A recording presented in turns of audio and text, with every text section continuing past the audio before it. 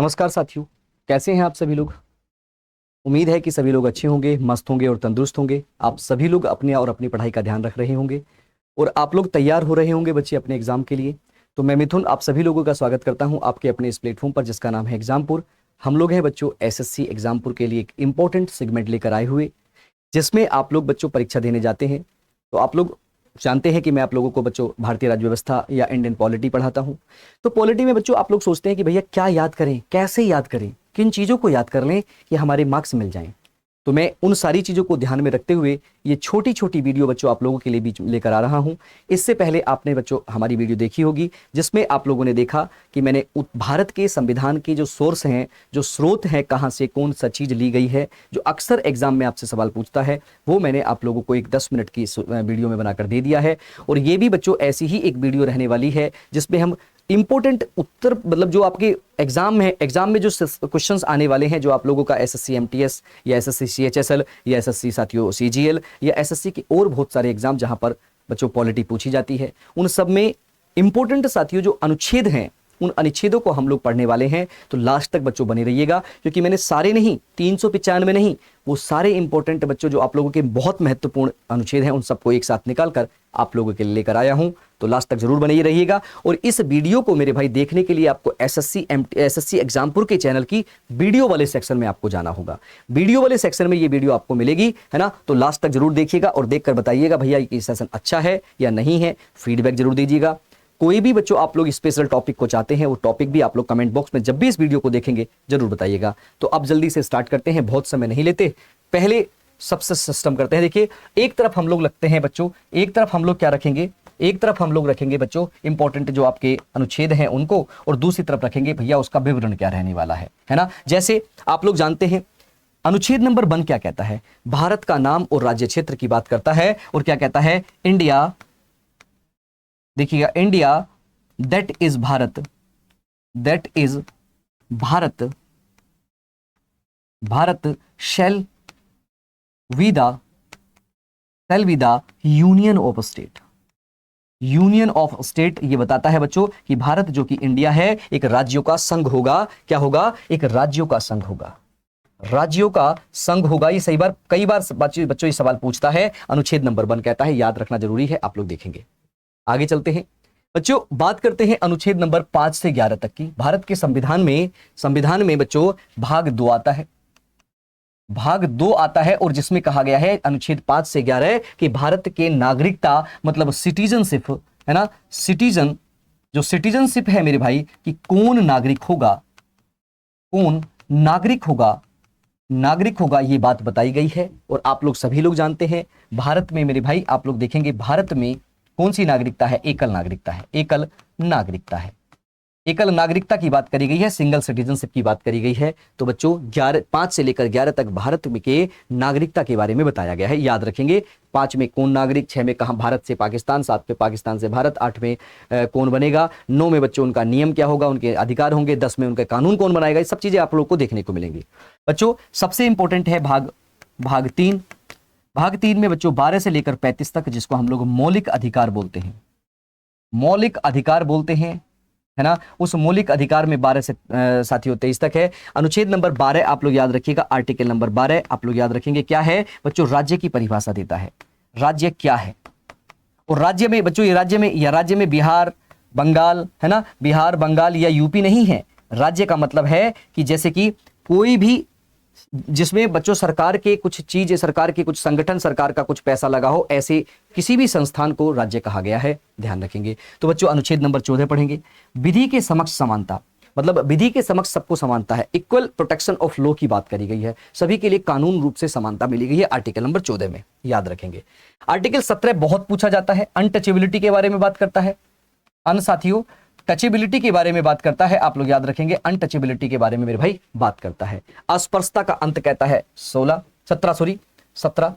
और 18 में क्या कहता है, उपाधियों का अंत बताता है, उपाधियों का अंत आप कहेंगे 16 का कहता है नियोजन में समानता, मतलब सभी लोगों को समान रूप से क्या किया जाएगा बच्चों, हर एक पद के लिए सरकारी नौकरियों में समानता दी जाएगी, नियोजन में समानता की बात करता है ना। और इसी 16 से मेरे भाई थोड़ा आरक्षण का जो मुद्दा है 15 और 16 से निकल कर आता है, आपको बता देता हूं। लेकिन अभी हमारा मुद्दा आरक्षण का नहीं है। अनुच्छेद नंबर 18 में उपाधियों का अंत दिया गया है। 19(1) में क्या दिया गया है भाई? वाक एवं स्वतंत्रता दी गई है। वाक एवं स्वतंत्रता यानी कि आपको कह सकते हैं राइट टू एक्सप्रेशन। और साथियों जो अभिव्यक्ति की स्वतंत्रता है, कुछ भी बोल सकते हैं, कैसे भी विरोध कर सकते हैं, विरोध करेंगे, है ना। इसमें बच्चों 6 सब क्लोज दिए गए हैं। 19(a) का 1, A का 2, A का 3, A का 4, A का 5। इसमें 6 के 6 अनुच्छेद क्या दिए गए हैं, जो सब क्लोज दिए गए हैं। उनमें क्या कहते हैं कि भैया भारत में कहीं भी आप लोग क्या कर सकते हैं, संघ मतलब क्या कर सकते हैं, पहली बात तो अभिव्यक्ति कर सकते हैं। दूसरी बात आप लोग साथियों क्या कर सकते हैं, भाषण दे सकते हैं, कहीं पर एक संघ बनाकर प्रदर्शन कर सकते हैं। तीसरा बच्चों आप लोग संघ यानी कि संगठन बना सकते हैं। चौथा बच्चों आप लोग कहीं भी भारत में घूम सकते हैं, भारत के अंदर घूम सकते हैं।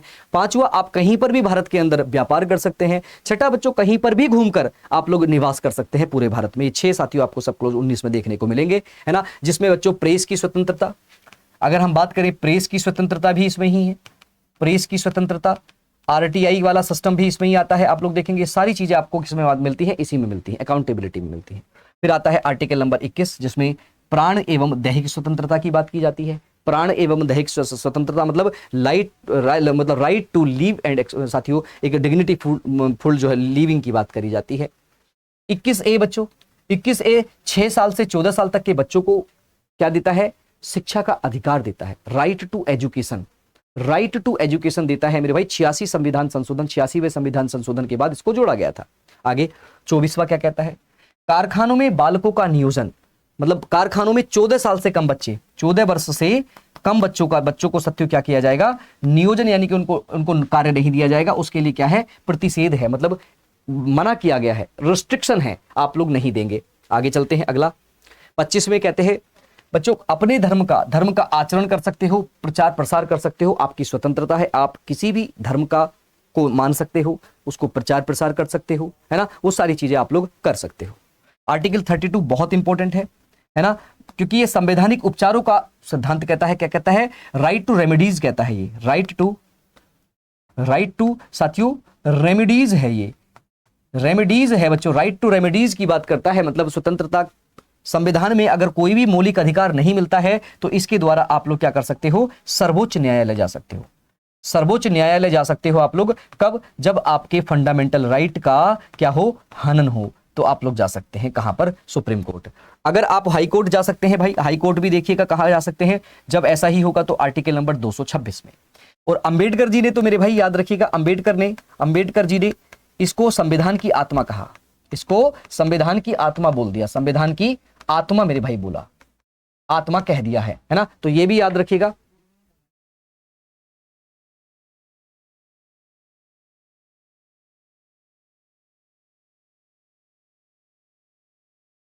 आप लोग देखेंगे, है ना। आगे चलते हैं, अगली बारे में देखते हैं बच्चों। 37वां अनुच्छेद क्या कहता है, राज्य के नीति निदेशक तत्व न्यायालय में अपरिवर्तनीय है। मतलब अगर बच्चों डीपीएसपी में कोई भी चीज आपको नहीं दी जाती है, नहीं दी जाने पर बच्चों आप कोर्ट नहीं जा सकते, यानी कि ये साथियों अपरिवर्तनीय है, नहीं जा सकते आप कोर्ट इनको लेकर, है ना। 38 में क्या दिया गया है, लोक कल्याणकारी राज्य की स्थापना की बात करी गई है। 38 में लोक कल्याणकारी, वेलफेयर ऑफ स्टेट की बात करी गई है मेरे भाई। किसकी, वेलफेयर ऑफ स्टेट की बात करी गई है, स्टेट की बात मेरे भाई यहां पर करी गई है, स्थापना करने की बात। 39A इंपॉर्टेंट है मेरे भाई, जोड़ा गया है। निशुल्क विधिक सहायता, मतलब क्या है, फ्री साथियों, फ्री में आपको क्या दी जाएगी, लीगल एड दी जाएगी, लीगल एड दी जाएगा बच्चों, लीगल एड, सभी को फ्री में सहायता दी जाएगी, लीगल एड। कोई वकील आपका अपने मनपसंद का वकील रख सकते हैं, पैसे नहीं है तो बच्चों सरकार देगी। सबसे इंपॉर्टेंट और बच्चों क्या है, 40वां है। मैं ये क्रोनोलॉजी में नहीं बता रहा, जो इंपॉर्टेंट है एग्जाम में पूछे जाते हैं उतने सारे आप लोगों को अनुच्छेद बता रहा हूं, आप इनको लिख लीजिएगा और बच्चों याद करिएगा बार बार, आपको 1-2 क्वेश्चन यहीं से मिल जाएंगे। ग्राम पंचायतों का गठन, मतलब स्टेब्लिशमेंट ऑफ ग्राम पंचायतें 40 में दी गई हैं मेरे भाई, ये इंपॉर्टेंट है, 44। इसमें क्या दिया गया है, uniform civil code, uniform civil code की बात करी गई है बच्चों, सिविल कोड की बात यहां पर करी गई है। समान नागरिक संहिता, समान नागरिक संहिता मतलब सबके लिए समान कानून, सबके लिए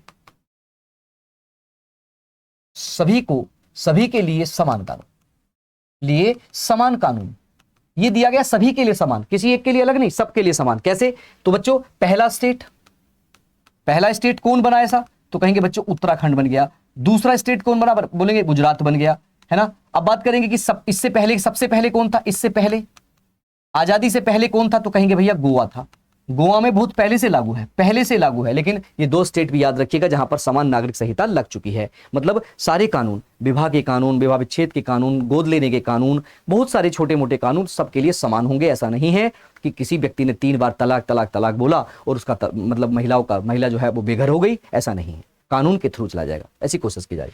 47वां बच्चों, पोषण का अधिकार है और मादक पदार्थ का साथियों सेवन मना किया गया है। पोषण का अधिकार, सभी को पोषण मिलेगा, ये राज्य सरकार का काम होगा, राज्य का काम होगा कि सभी को पोषण प्रोवाइड कराए, और गवर्नमेंट कराती है।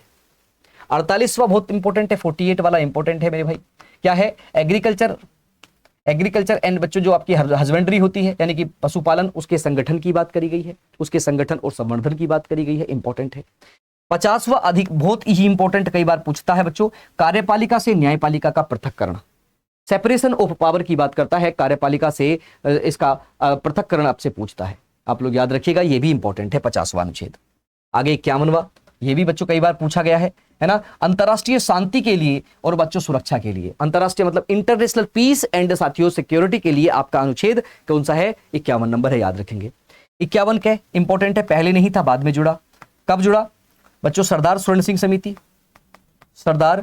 सिंह समिति की याद रखेंगे, स्वर्ण सिंह समिति को याद रखेंगे आप लोग, समिति को याद रखेंगे। और मेरे भाई क्या याद रखेंगे? सरदार स्वर्ण सिंह समिति के बारे में 42वां संविधान संशोधन याद रखेंगे, संविधान संशोधन याद रखेंगे, संशोधन याद रखेंगे बच्चों। कब हुआ था? आप कहेंगे 1976 में, याद रखना कि हाँ भैया ठीक है, ये जोड़ा गया था। मूल कर्तव्य है, इसको हम लोग बोलते हैं फंडामेंटल ड्यूटी, फंडामेंटल बच्चों हमारी जो ड्यूटी होंगी, ड्यूटीज जो होंगी कि हमें कुछ करनी है। वर्तमान में कितनी है?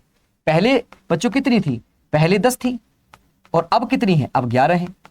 भारत के राष्ट्रीय ध्वज का सम्मान करना, वैज्ञानिक सोच रखना, आगे बढ़ना, स्मारकों की रक्षा करना, है ना, और बच्चों जीव मात्र के लिए दया की भावना रखना, ये सब हमारे कर्तव्य हैं, फंडामेंटल ड्यूटीज हैं। 52 में कहा गया है भारत का एक राष्ट्रपति होगा।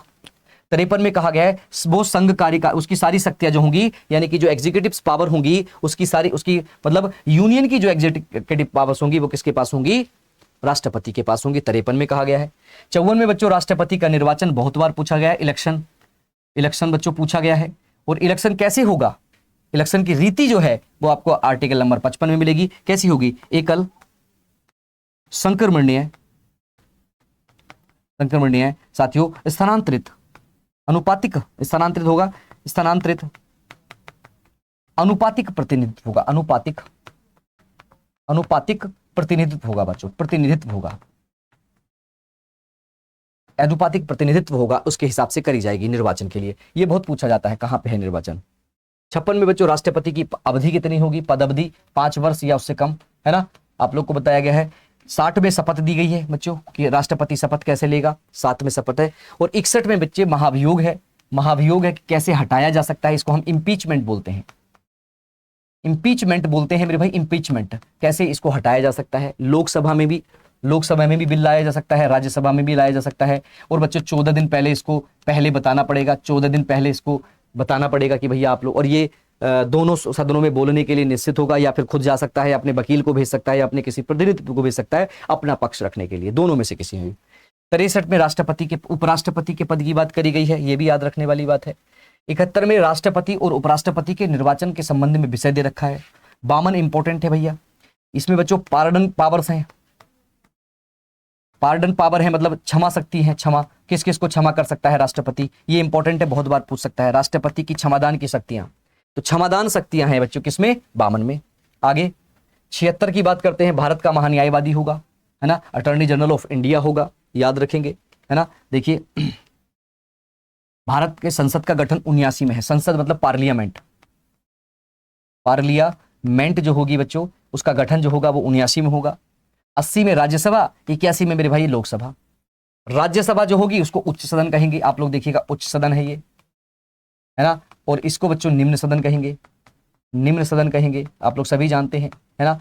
ये देखिएगा 81 में आपको लोकसभा दे रखी है। 108 की बात करें तो कुछ दशाओं में दोनों का संयुक्त बैठक बच्चों, संयुक्त बैठक यानी कि ज्वाइंट सिटिंग,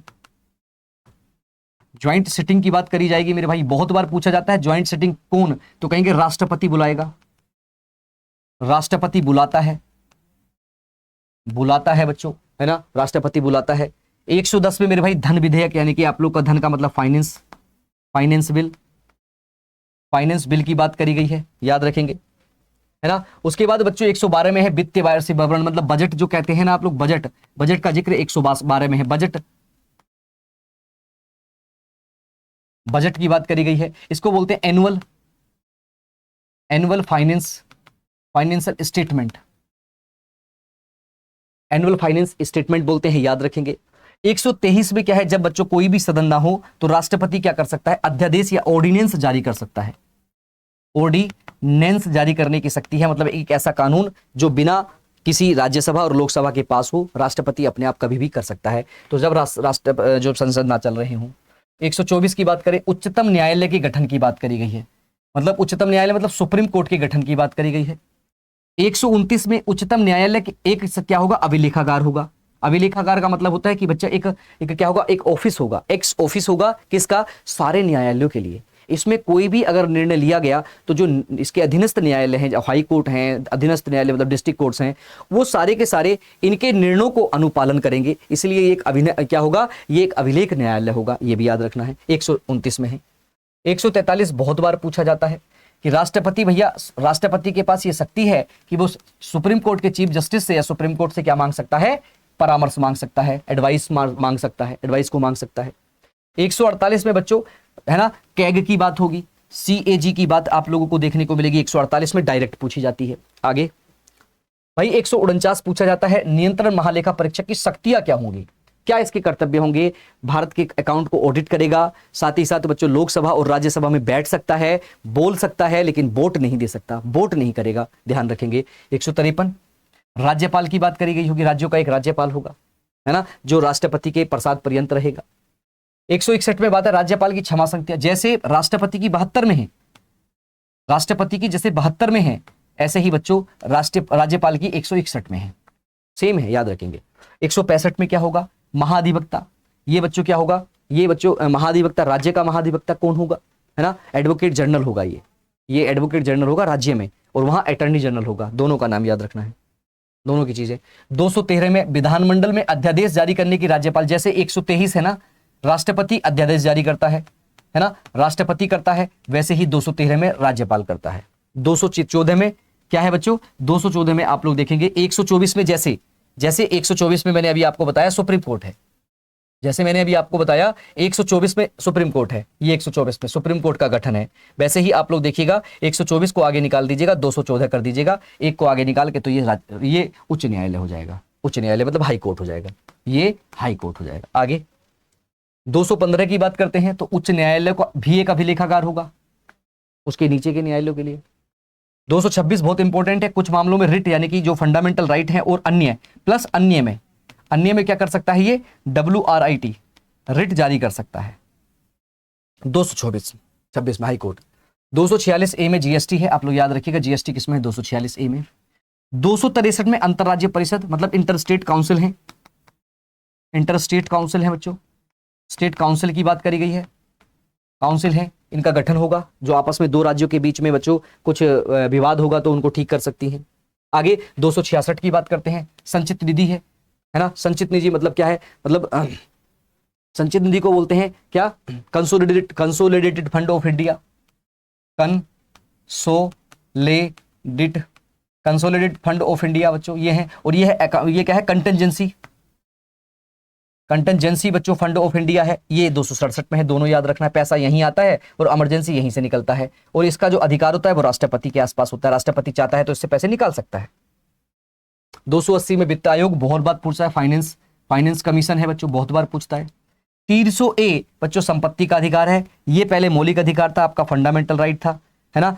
44वें संविधान संशोधन कॉन्स्टिट्यूशन अमेंडमेंट एक्ट आया मेरे भाई 1978 में, है ना, तो इसको क्या कर दिया गया, इसको अब लीगल साथियों क्या बना दिया गया, लीगल राइट बना दिया गया, है ना, और लीगल राइट बनाकर इसको संपत्ति के अधिकार को 300A में जोड़ दिया गया, पहले ये फंडामेंटल राइट था। 315 की बात करते हैं, राज्य और संघ और राज्यों के बीच लोक सेवा मतलब यूपीएससी, यूपीएससी और पीएससी मतलब ये सब इनके बारे में बात है। 324 में निर्वाचन अध्यक्ष मतलब इलेक्शन कमीशन, इलेक्शन कमीशन की बात है मेरे भाई, ये भी आप लोग याद रखिएगा। 338 में अनुसूचित जाति यानी कि अनुसूचित जाति मतलब एसटी की बात करी गई है।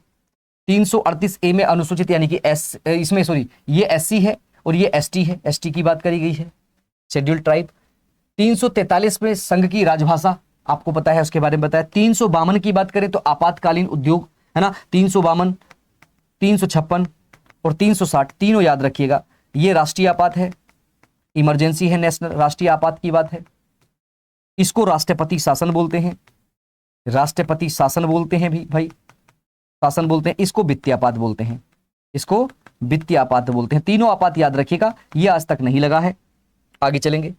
356 दे दिया गया, जब राज्य में संवैधानिक तंत्र विफल हो जाए तो बच्चों राष्ट्रपति शासन लग जाता है, राज्यपाल काम करता है, इसको राष्ट्रपति शासन बोलते हैं, है ना। 360 में वित्त आपात होता है बच्चों, बता दिया है।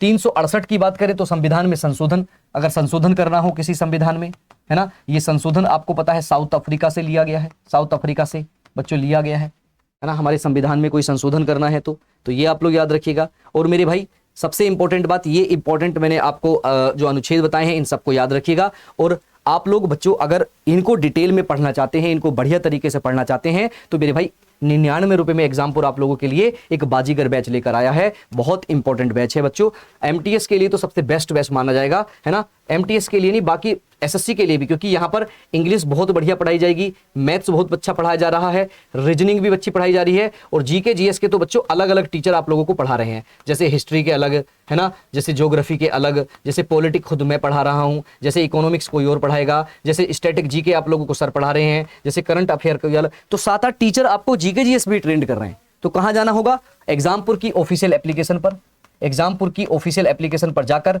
पेड वाले कोर्स में बच्चों जाकर आप लोगों को मात्र 99 रुपए खर्च करने हैं। और ये 99 रुपए कब तक खर्च करने हैं? 26 जुलाई से पहले पहले यानी कल तक सब खर्च करने हैं। और 15 जुलाई से इस पे क्लास चल रही हैं, और फटाफट जो क्लास हो चुकी हैं उनको एक बार जाकर देख लीजिएगा। और बच्चों बाकी के लिए आप लोग को एग्जामपुर के लिए एग्जामपुर की तरफ से बहुत सारी शुभकामनाएं। उम्मीद है कि ऐसे ऐसे छोटे छोटे जो पॉइंट्स हैं वो आप लोग जल्दी जल्दी रैपिड फायर में रिवीजन करते हुए जाएंगे। अगले टॉपिक के साथ मिलता हूं, तब तक सबके लिए सभी को साथियों राधे राधे, सभी को राम राम, जय हिंद बच्चों, जय भारत। Thank you. अपना ध्यान रखिएगा और अपनी पढ़ाई का बहुत अच्छी तरीके से अपने माता पिता का ध्यान रखिएगा। आपकी सफलता साथियों आपको आएगी। पूरा एग्जामपुर इसको आपको शुभकामनाएं देता है। थैंक यू साथियों।